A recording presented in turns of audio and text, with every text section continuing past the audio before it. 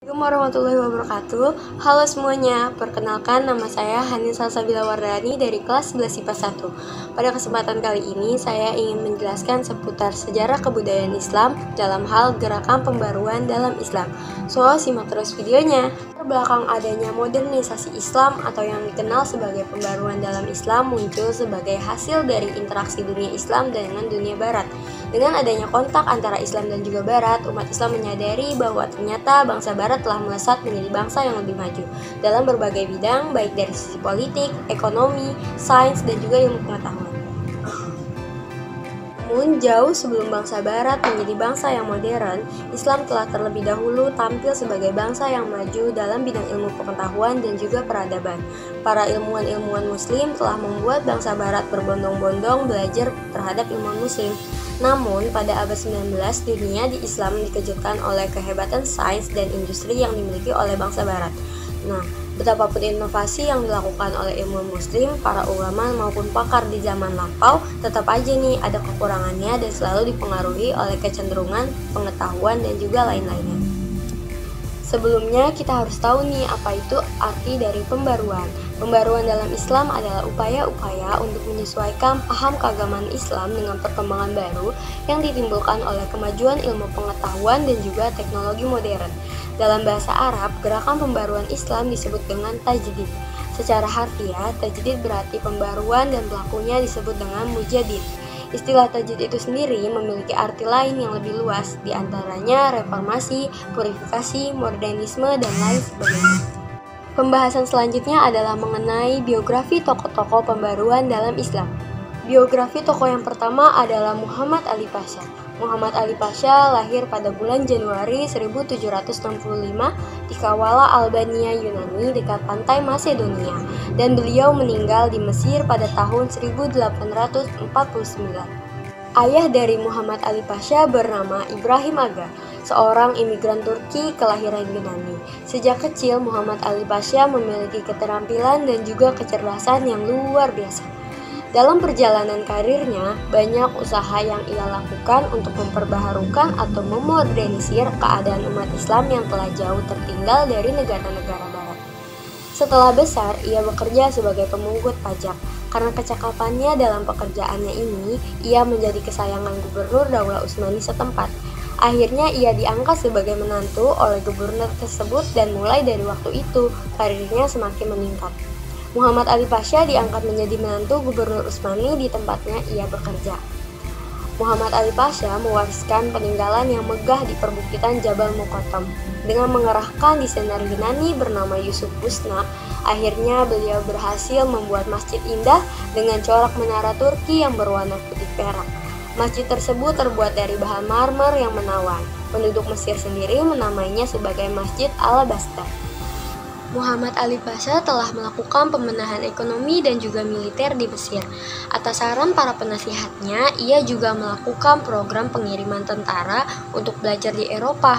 Pemerintahan Muhammad Ali Pasha menandai permulaan diferensiasi yang sebenarnya antara struktur politik dan keagamaan di Mesir.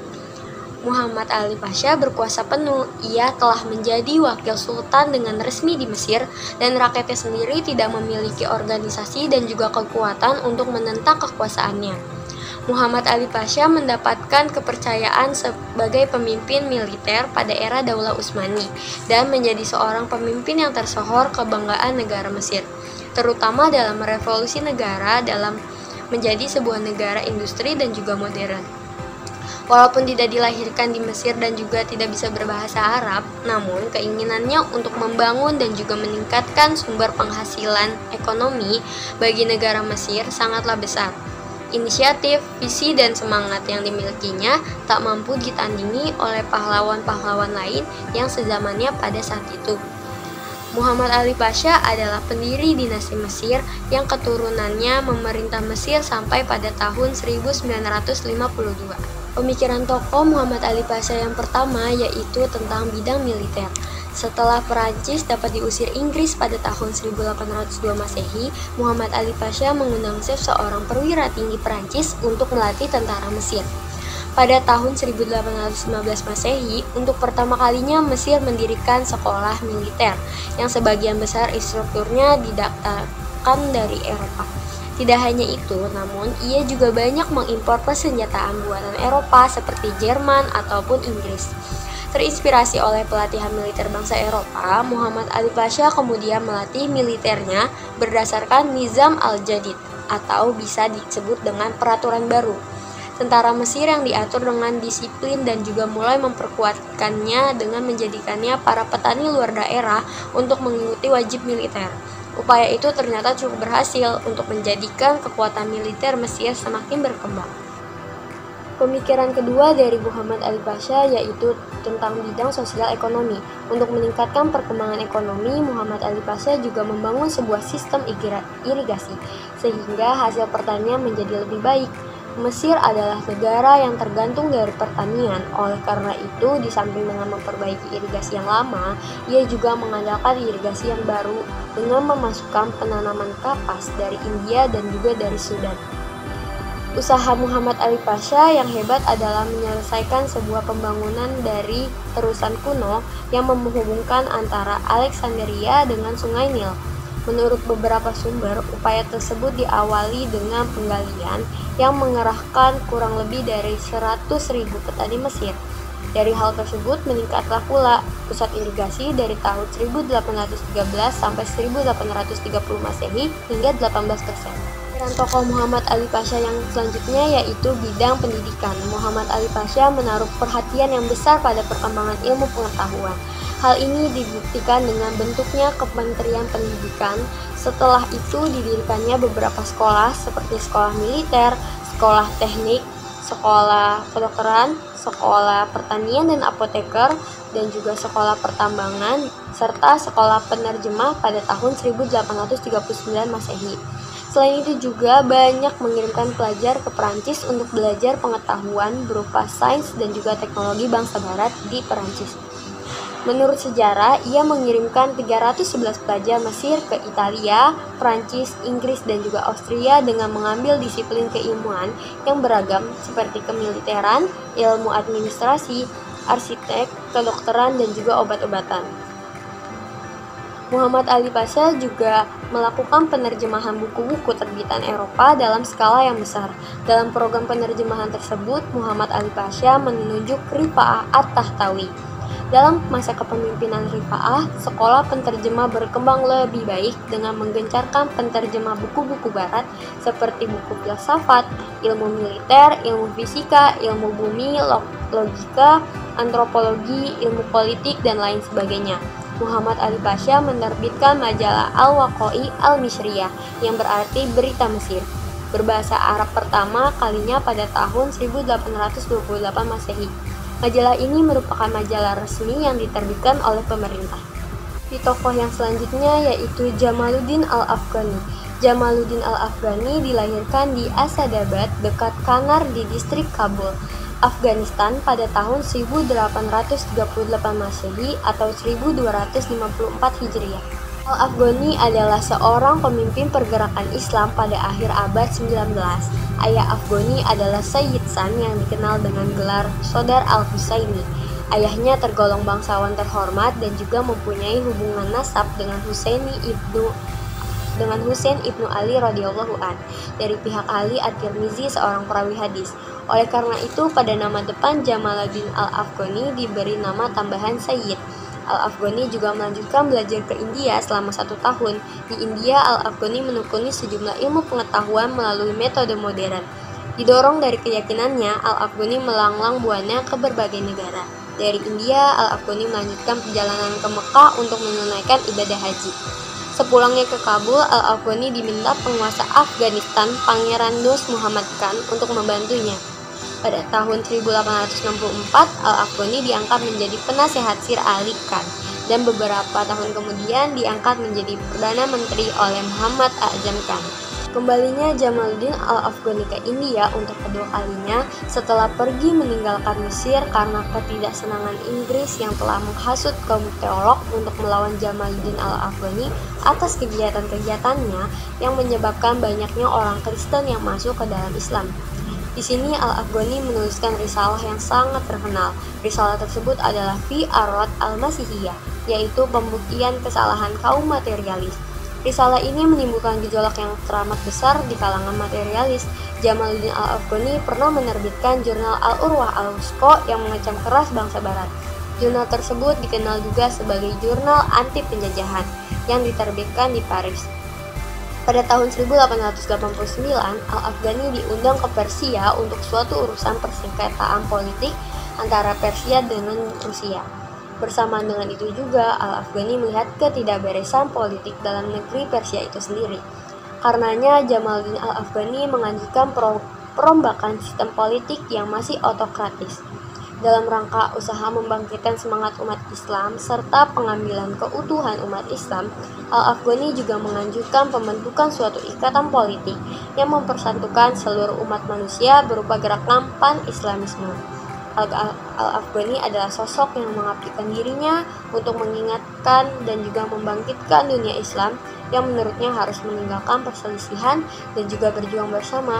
Beliau juga membangkitkan semangat nasionalisme di negara-negara yang pernah dikunjunginya, sehingga Al-Afghani mendapat julukan sebagai Bapak Nasionalisme Islam. Dalam buku Profesor Ahmad Amin dari Kairo yang berjudul Zuma al-Islah, para penulisnya sepakat bahwa Al-Afghani memiliki dua tujuan yang jelas dan juga pokok yang menggarisbawahi misinya yang besar. Yang pertama yaitu mengisi semangat baru di Timur yang sehingga menghidupkan kembali kebudayaan, ilmu pengetahuan, pendidikan, kebersihan agama yang kaya, sehingga membebaskan kepercayaannya dari dunia mistik dan menjernihkan moralnya dari apa yang telah terkumpul di sekitar mereka yang kemudian kembali kepada kekuasaan dan juga landasan yang pernah mereka pegang dan mereka miliki. Yang kedua yaitu melawan dominasi asing, imperialisme barat, sehingga negara-negara timur dikembalikan kepada kemerdekaannya yang diperkuat oleh ikatan kebersamaan untuk menghalau bahaya yang datang dari bangsa barat. Sebagian ide pemikiran Al-Afghani ditorehkan dalam sebuah tulisan, di antara karyanya yaitu Bab Maya Ulu Ilaihi Amr Al-Muslimin yang membahas tentang sesuatu yang melemahkan umat Islam. Yang kedua, Makidah Asy-Syarqiyah yang menjelaskan tentang tipu muslihat para orientalis. Yang selanjutnya yaitu Risalah Fi Arad Al-Masihiyah yang berisi tentang risalah untuk menjawab orang Kristen. Dia Al-Qafiqain yaitu hilangnya Timur dan Barat dan beberapa karya lainnya. Biografi tokoh yang ketiga yaitu Muhammad Abduh. Muhammad Abduh lahir di Pedusunan Dardanil, Mesir pada tahun 1849. Muhammad Abduh wafat pada tanggal 11 Juli 1905. Pemikiran tokoh dari ide-ide pembaruan oleh Muhammad Abduh yang pertama yaitu faktor dari pemunduran umat Islam adalah jumud. Menurut Muhammad Abduh berpendapat bahwa penyakit yang melanda negara-negara Islam adalah karena adanya kerancuan pemikiran agama di kalangan umat Islam sebagai konsekuensi datangnya peradaban barat dan adanya tuntutan dunia Islam yang modern. Sebab yang membawa kemunduran umat Islam adalah bukan karena ajaran Islam itu sendiri, melainkan adanya sikap jumud di dalam tubuh umat Islam. Menurut Muhammad Abduh Al-Aslamu Mahjubun bil Muslimin, jumud yaitu keadaan membeku atau statis yang sehingga umat Islam tidak mau menerima perubahan yang dengannya membawa bibit pada kemunduran umat Islam saat ini. Al-Jumud ilatun tawzawul. Yang kedua yaitu pada bidang masal ijtihad. Muhammad Abduh banyak menonjolkan pemikiran Ibnu Taimiyah tentang ibadah dan juga muamalah, bahwa ajaran-ajaran yang terdapat dalam Al-Quran dan hadis bersifat tegas, jelas, dan terperinci. Sebaliknya, ajaran-ajaran mengenai hidup kemasyarakatan umat hanya merupakan dasar-dasar dan prinsip umum yang tidak terperinci, serta sedikit jumlahnya. Oleh karena itu, sifatnya yang umum tanpa perincian, maka ajaran tersebut dapat disesuaikan dengan zaman. Penyesuaian dasar-dasar itu dengan situasi modern dilakukan dengan mengadakan interpretasi baru. Untuk itu ijtihad perlu dibuka. Yang ketiga yaitu bidang ilmu pengetahuan Islam atau pendidikan. Seperti yang dikutip pada Fazlur Rahman, Muhammad Abduh menyatakan bahwa ilmu pengetahuan modern banyak berdasar pada hukum Allah, yaitu sunatullah yang tidak bertentangan dengan Islam yang sebenarnya. Sunatullah adalah ciptaan Allah Subhanahu wa Ta'ala. Wahyu juga berasal dari Allah. Jadi karena keduanya datang dari Allah, tidak dapat bertentangan satu dengan yang lainnya. Islam mestinya sesuai dengan ilmu pengetahuan modern, dan yang modern mesti sesuai dengan Islam, sebagaimana zaman keemasan Islam yang melindungi ilmu pengetahuan. Yang keempat yaitu bidang keluarga dan wanita. Menurut Muhammad Abduh, fondasi terpenting dari masyarakat baru adalah individu. Umat terdiri dari unit-unit keluarga. Kalau unit-unit ini tidak memberikan lingkungan yang sehat dan juga fungsional bagi perkembangan individu di dalamnya, maka kondisi masyarakat akan runtuh. Biografi tokoh selanjutnya yaitu Muhammad Rashid Ridho. Muhammad Rashid Ridho lahir di Kolamun, Lebanon dekat dengan Tripoli atau Suriah pada tanggal 27 Jumadil Ula 1282 Hijriah atau 23 September 1865. Muhammad Rashid Ridho meninggal di Mesir pada tanggal 22 Agustus 1935 Masehi atau 1354 Hijriah, yang kemudian dimakamkan di Kairo, Mesir bersebelahan dengan makam gurunya Muhammad Abduh. Muhammad Rashid Ridho memiliki nama lengkap yaitu Muhammad Rashid bin Ali Ridho bin Syamsuddin bin Bahauddin Al-Qolmuni Al-Husaini. Ia dilahirkan dan juga dibesarkan di lingkungan keluarga yang terhormat dan juga taat beragama. Rashid Ridho memulai pendidikan dengan membaca Al-Quran, menulis, dan juga berhitung. Rashid Ridho juga seorang pengikut Tarekat Naqsabandiyah yang berdasarkan pengalaman di dunianya tarikat, ia menyimpulkan bahwa ajaran-ajaran tarikat yang berlebihan dalam cara beribadat dan pengkultusan seorang guru membuat seorang mempunyai sikap statis dan juga pasif. Pergulatan ilmiah dengan Muhammad Abduh menjadikan waktu Muhammad Rashid Ridho semakin sibuk dengan menambah pengetahuannya tentang pembaruan Islam. Dalam suatu kesempatan, Rashid Ridho menyampaikan keinginannya untuk menerbitkan majalah yang diberi nama Al-Manar.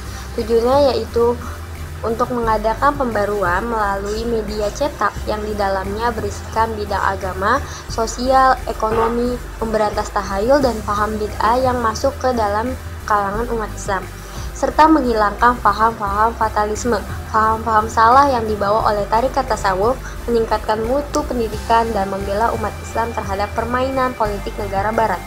Majalah Al-Manar sendiri terbit perdana pada tanggal 22 Syawal 1315 Hijriah atau 17 Maret 1898 Masehi. Majalah ini terbit secara berkala, memuat 8 halaman dalam satu edisinya. Majalah ini tidak hanya berisikan artikel atau ide pemikiran Muhammad Abduh dan juga Muhammad Rashid, namun juga banyak penulis-penulis lain yang terlibat dalam penulisan majalah Al-Manar. Pemikiran dari Muhammad Rashid Ridho yang pertama yaitu bidang keagamaan. Di dalam pemikiran ini bisa dikatakan sama seperti pemikiran Muhammad Abduh, di mana kedekatan hubungan antara Muhammad Abduh dan juga Muhammad Rashid Ridho menciptakan dinamika yang sama. Umat Islam mengalami kemunduran karena tidak menganut ajaran-ajaran Islam yang sebenarnya. Menurut Muhammad Rashid Ridho, umat Islam harus kembali kepada ajaran-ajaran Islam yang sebenarnya, yaitu ajaran yang murni yang terhindar dari bid'ah yang merongrong ajaran tauhid. Muhammad Rashid Ridho mengatakan bahwa Islam itu sederhana sekali, sesederhana dalam ibadah dan sederhana dalam muamalahnya. Yang kedua yaitu bidang pendidikan dan ilmu pengetahuan. Muhammad Rashid sangat antusias memandang kemajuan ilmu pengetahuan, teknologi, dan peradaban barat yang modern. Gambaran terhadap kemajuan teknologi yang dicapai oleh bangsa barat mendapatkan tanggapan positif dari Muhammad Rashid Ridho. Oleh Muhammad Rashid Ridho, ilmu-ilmu pengetahuan umum dimasukkan ke dalam lembaga pendidikan milik umat Islam. Untuk mencapai tujuannya, dibentuklah lembaga pendidikan Al-Daqwah wal Irsyad pada tahun 1912 Masehi di Kairo, Mesir. Biografi tokoh yang terakhir yaitu Muhammad Iqbal. Muhammad Iqbal terlahir di Sialkot, Punjab, India pada tanggal 9 November 1877 dan meninggal di Lahore pada tanggal 21 April 1938 pada umur 60 tahun. Muhammad Iqbal terkenal sebagai seorang sastrawan, filsuf, sekaligus negarawan pada abad 20. Muhammad Iqbal berkelana belajar ke Eropa selama 3 tahun, mulai dari Cambridge bersama seorang filosof neo-Hegelian, James M.C. Taggart, kemudian di Heidelberg, dan terakhir di Munich. Dia meninggalkan Eropa dengan gelar sarjana hukum dari Inggris dan gelar doktor dari Jerman dengan tesis tentang mistisisme Persia. Fakta yang lebih penting adalah dia menguasai pemikiran Eropa secara mendalam, sejak teologi Thomas Aquinas hingga filsafat Henry Louis Bergson, dan dalam sastra Urdu, Muhammad Iqbal merupakan salah satu tokoh yang penting. Karya-karyanya banyak ditulis dalam bahasa Urdu dan juga Persia. Sarjana-sarjana sastra Pakistan, India, bahkan Indonesia juga banyak yang mengakui dan juga mengagumi karya-karya Muhammad Iqbal. The Reconstruction of Religious Thought in Islam atau terbitan Lahore pada 1951 dapat dikatakan sebagai karya pemuncaknya. Di sanalah percik-percik gagasannya memancar dan terus menginspirasi sehingga sekarang. Menurut Muhammad Iqbal terdapat beberapa sebab-sebab kemunduran umat Islam. Yang pertama yaitu fakta sejarah yang menunjukkan bahwa kehancuran Baghdad banyak mempengaruhi peradaban umat Islam. Karena Baghdad pernah menjadi pusat politik, kebudayaan, dan juga pusat kemajuan pemikiran Islam. Akibatnya, pemikiran ulama pada masa itu hanya bertumpu pada ketertiban sosial. Yang kedua, adanya kecenderungan umat Islam yang terjerembab pada paham fatalisme, yang menyebabkan umat Islam pasrah kepada nasib dan enggan bekerja keras. Pengaruh zuhud yang terdapat dalam ajaran tasawuf yang dipahami secara berlebihan dan salah, mengakibatkan umat Islam tidak mementingkan persoalan kemasyarakatan. Yang ketiga, awal kegagalan Islam dalam mengikuti perkembangan modern, salah satunya disebabkan hilangnya semangat ijtihad. Munculnya kelompok muslim yang menganggap pintu ijtihad telah tertutup. Pemahaman ini melahirkan sikap statis atau jumud dalam pemikiran umat Islam karena kegiatan ijtihad dianggap tertutup. Jadi untuk mengatasi berbagai persoalan yang dihadapi umat Islam, maka Muhammad Iqbal menawarkan beberapa solusi yang harus diterapkan, yaitu secara konsisten menerapkan konsep dinamisme Islam. Umat Islam harus membangkitkan kembali tradisi keilmuan. Al-Quran senantiasa menganjurkan pemakaian akal untuk melihat tanda-tanda kebesaran Tuhan, dan pada saat yang sama menganjurkan umat Islam senantiasa bergerak aktif menyongsong perubahan zaman. Yang kedua yaitu hukum Islam tidak bersifat statis, melainkan dinamis, yang berkembang sesuai dengan perkembangan zaman, dan pintu ijtihad tidak pernah tertutup.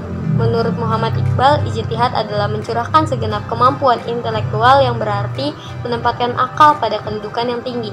Di dalam ijtihad terdapat aspek perubahan dan dengan adanya perubahan itulah dinamika umat Islam berasal.